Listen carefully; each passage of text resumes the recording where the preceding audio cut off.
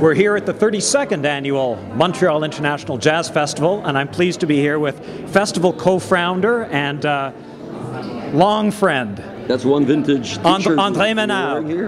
André, this t-shirt comes from the 16th year, 1995, sure. and why I'm wearing this one is because it's one half of the 32nd year here at the festival. Very symbolic. It is. If there was one challenge that you would come to after 32 years of building and organizing this event, what would you describe as being the single most challenging experience you've had over this time? Well, trying to book Joni Mitchell never happened.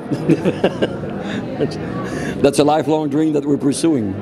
As long as she's not played at Jazz Festival, we won't think that this thing is complete. But it's okay, we survive in the meantime. André, when I look back over the years of the event, I remember Hotel des Hommes, I remember Saint Denis Street, and now with this incredible Quartier de Festival that Montreal has opened up for you.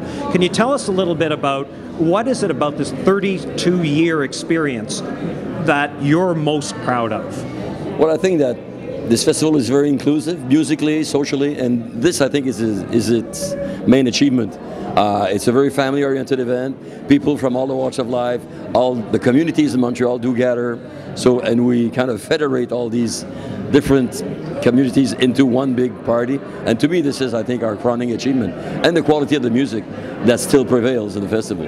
The one thing I always thought was particularly attractive was the ambition of the programming here. How there's a determination to bring in artists that maybe would appeal to a bit of a broader audience. Would you comment on that? Well, as much as, you know, the main programming still is jazz, and the number of jazz concerts in this festival account for a huge jazz festival. And then we invite some neighboring music, some people that are related, or some people that have created standards in the 70s that have become classics, you know, like America or Peter Frampton yesterday. This, I think, belongs to this musical ground that we're trying to cover with the Jazz Festival. But otherwise, you still see the likes of Dave Holland in this festival, and you still see Joshua Redman, and you still see Brad Meldau and all that.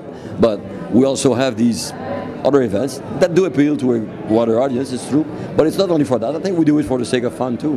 Robert Plant, I would not have done this festival this year without Robert Plant. We actively pursued him until we could land a booking with this very wide open territory of music that he's covering since the beginning of his career. We gave him the Spirit Award because we thought that what he does goes along with the spirit of this festival. So it was a natural for us. I would not prevent any booking of that kind.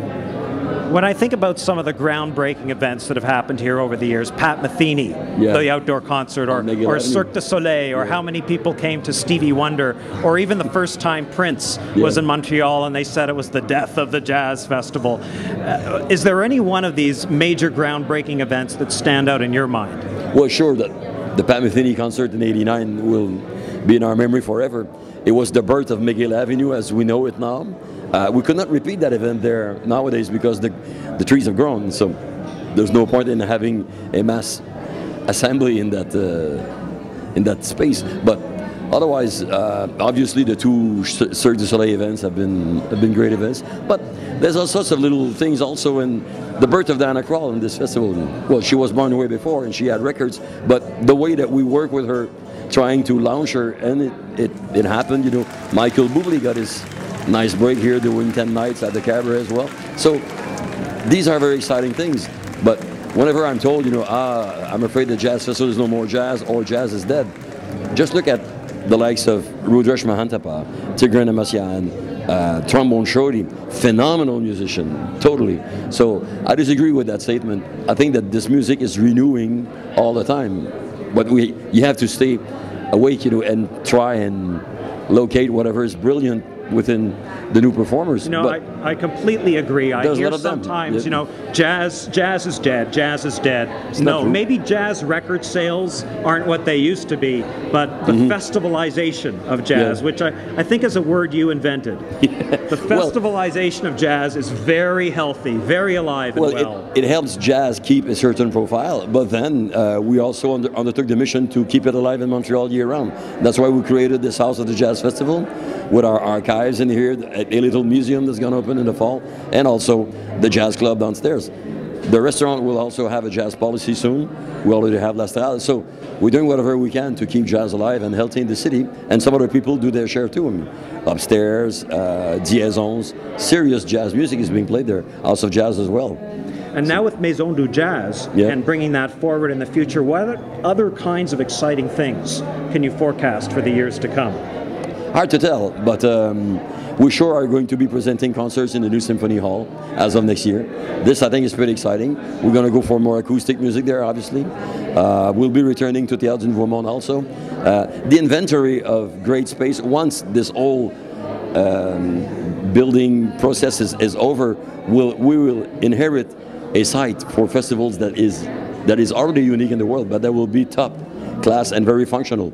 Right now it still is a bit difficult, but 2 years from now this will be forgotten and the festival will still be in full swing. So the main thing for us is that obviously this festival is going to survive its founders, which is fine by me. Fame, enduring fame, and the satisfaction of bringing together some of the best musicians on the planet. Andre, you're my hero. You've been my hero for 32 years. Don't hurt my worldwide modesty, please. Thank you for joining us. Okay, take care.